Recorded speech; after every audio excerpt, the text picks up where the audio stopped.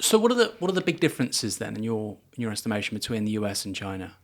Well, the I opened my book by thinking about how the US and China are fundamentally more alike than I think the Chinese or the Americans are with, let's say, most Europeans.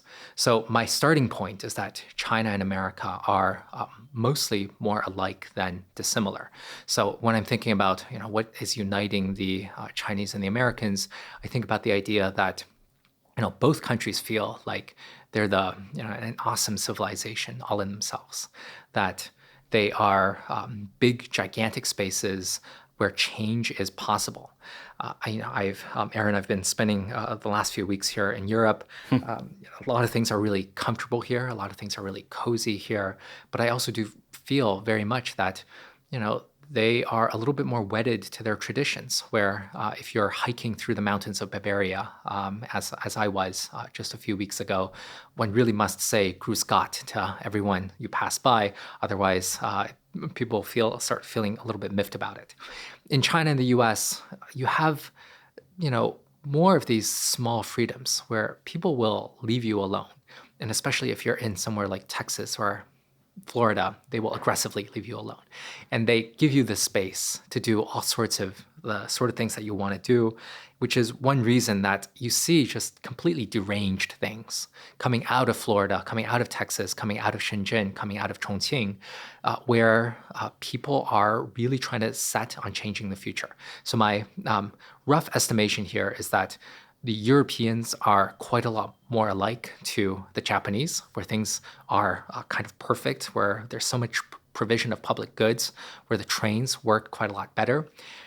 China and the US, things work rather less well. It works much better if you're rich, which is one reason that people fight so hard to become the rich. That's a really counterintuitive take, I suppose, for most people listening, because certainly in Britain, we look at Chinese high speed rail. And we're going to talk about obviously the big divergence in technological priorities between the two countries. But we look at Chinese rail, we look at pretty effective state intervention in many ways over the last 25 years, in other ways, highly ineffective. We'll talk about that more later.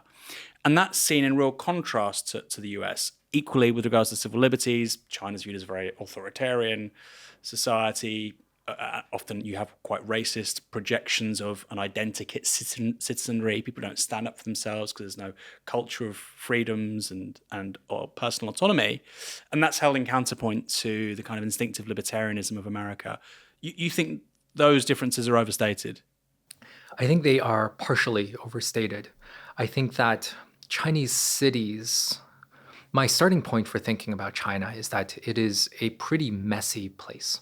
Now, a lot of the videos that we see of China that come either from state media or from manicured influencer reports, a lot of these things are, having lived in China for 6 years, one of the first things that you'll notice is that things are much more messy than the official narrative. So there is messiness in the streets that is quite common, where a lot of bikes are more orderly now, but used to be, these ride-sharing bikes were freely piled up along the streets. Chinese streets are not necessarily all that walkable. Provision of buses is not necessarily very good. The subways and the trains work very, very well. But there is also a lot of things that don't work very well unless you're able to overcome a lot of these deficiencies in everyday life. And I think that is one of these uniting things between China and the US. And the other bit that does unite the China and the US is that there are no rules until there are rules. So I think there's an understated form of libertarianism in China, where in a lot of life, in a lot of daily life, things are pretty free, in that a lot of environmental regulations are not very stringent. A lot of food and consumer regulations are not very stringent. You might simply go through life as in, there was a recent case of many elementary school students poisoned with lead because the principals had ordered some sort of lead added food additive, in which case a lot of students were simply poisoned that way. So it kind of has some of the bad parts of American libertarianism combined with some highly effective functional infrastructure that connects the cities that coexists with a lot of messiness on the streets. So the big point of divergence you talk about in the book is this idea, and these are two ideal types of the United States as effectively a lawyerly culture economy, and China as an engineering state. Can you just explain what that binary means of the lawyer state, the engineering state, and why the US is one and China is the other, or adheres to the other, I should say? It is the lawyerly society, and the lawyers don't get to be a state. So yeah, my apologies. It's the engineering state, which is the way I think about China. I call it the engineering state because at various points in the last few decades, the entirety of the Standing Committee of the Politburo, the 9 highest ruling members of the Chinese Communist Party, all of them had degrees in engineering of a very Soviet sort. So these are people who are trained to build, where a mega project is kind of the answer to any number of quandaries that they have. So for the Chinese, there is no problem that cannot be solved with yet another bridge, road, highway, hyperscaler, coal plant, home. And so China is just building its way out of all of its problems.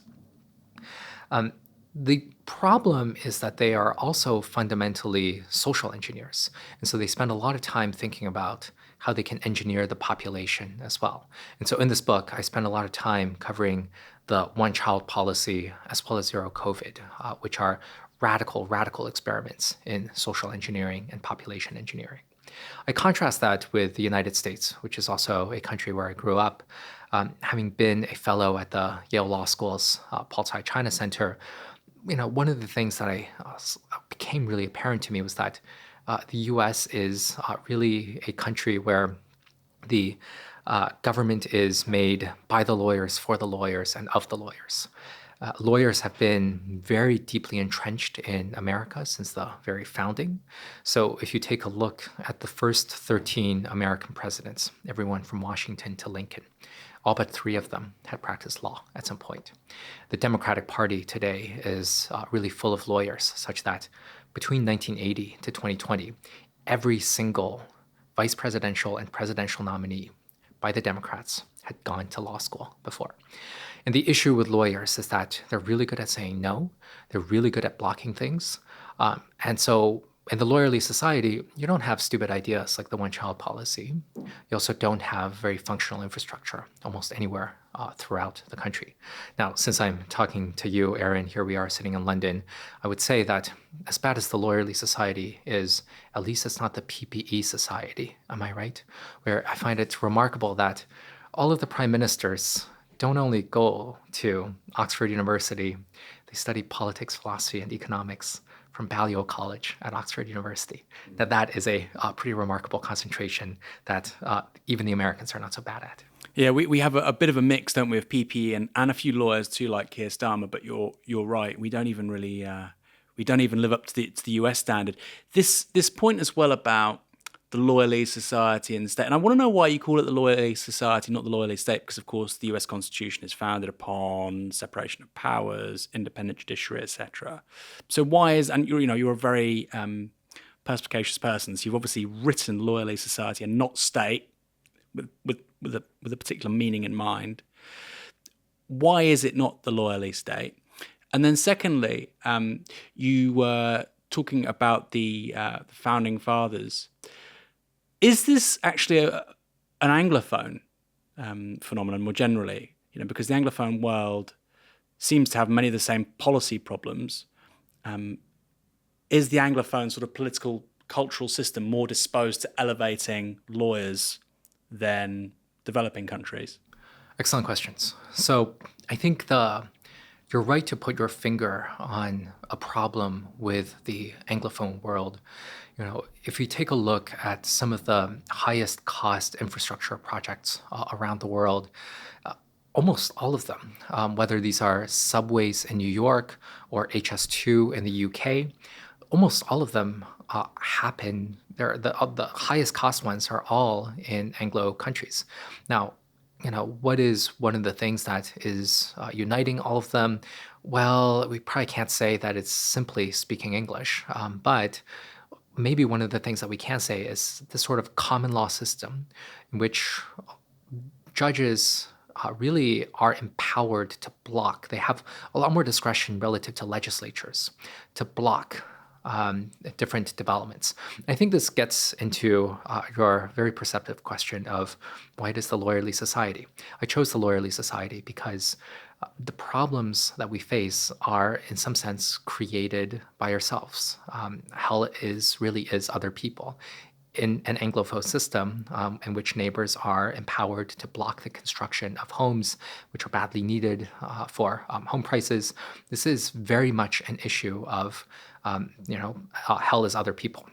So in Anglophone systems, you have common law. People are really empowered to block a new housing development, block the construction of a park over, I think, pretty specious concerns like noise pollution, or this is going to slightly give more shade to my garden, and therefore we cannot build anything.